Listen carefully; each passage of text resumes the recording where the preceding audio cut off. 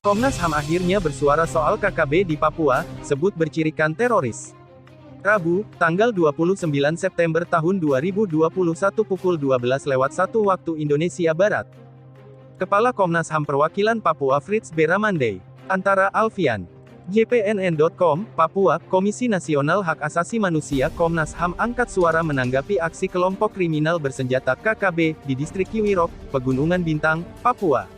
Menurut Ketua Komnas HAM Perwakilan Papua Fritz Ramandey, aksi kekerasan KKB terhadap tenaga kesehatan di distrik Kiwirok melanggar HAM. Fritz bahkan menyebut kekerasan yang dilakukan KKB sudah masuk kategori tindakan teroris, meskipun Komnas HAM keberatan terhadap pelabelan teroris terhadap OPM, karena bisa memancing perhatian internasional, namun tindakan tersebut sudah bisa dikategorikan sebagai kelompok bercirikan teroris, ujar Fritz melalui keterangan tertulis yang diterima di Jakarta, Rabu, 29/9.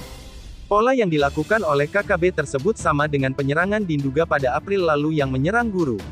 Komnas HAM Papua juga mengecam kekerasan yang dilakukan oleh KKB terhadap pekerja kemanusiaan termasuk yang terjadi di Maibar. Menurut dia, Tentara Pertahanan Nasional Organisasi Papua Merdeka (TPN-OPM) saat ini terfragmentasi menjadi 3 kelompok besar, yaitu, kelompok sipil bersenjata, kelompok yang dipelihara oleh korporasi dan kelompok yang berjuang untuk suksesi politik. TPN-OPM sebelumnya tidak menyerang guru, mantri, bahkan melindungi sekolah dan rumah sakit. Namun, saat ini gerakannya memiliki pola baru yang menyasar warga sipil, ucapnya. Kasus terbaru yang sedang ditangani oleh Komnas HAM adalah kekerasan di Kiwirok terhadap masyarakat dan tenaga kesehatan.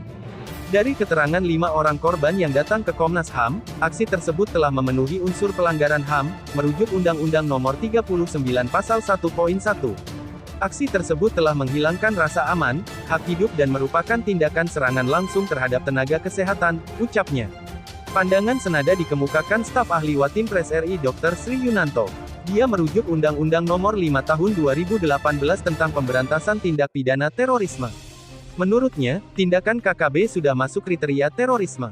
Secara teori, sebuah kelompok dikategorikan sebagai kelompok teroris apabila memenuhi beberapa indikator, yaitu, menggunakan kekerasan sebagai strategi utama, menolak negosiasi, menyebar teror dan propaganda palsu, serta menyerang warga sipil, ucapnya.